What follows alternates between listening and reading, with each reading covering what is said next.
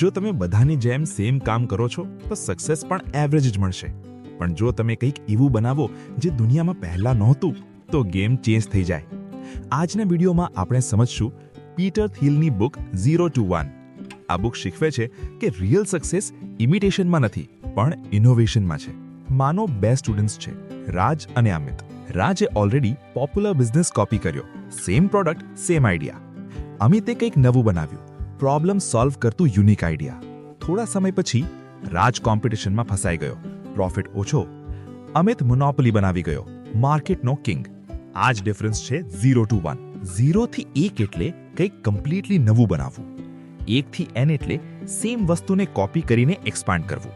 Example, Facebook is equal to 0 to 1. New social app copy is equal to 1 to n.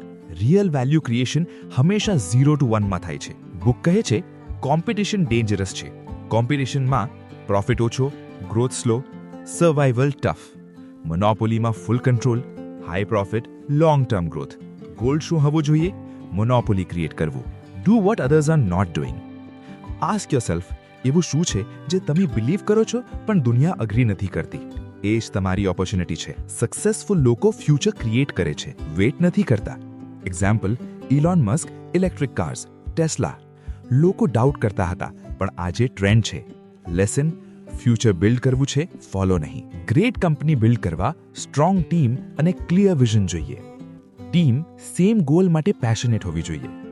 જો તમને લાઈફમાં big success જોઈએ છે તો કોપી કરવાનું બંધ કરો અને કંઈક એવું બનાવો જે દુનિયામાં પહેલું હોય. 0 to 1 is equal to ordinary to extraordinary.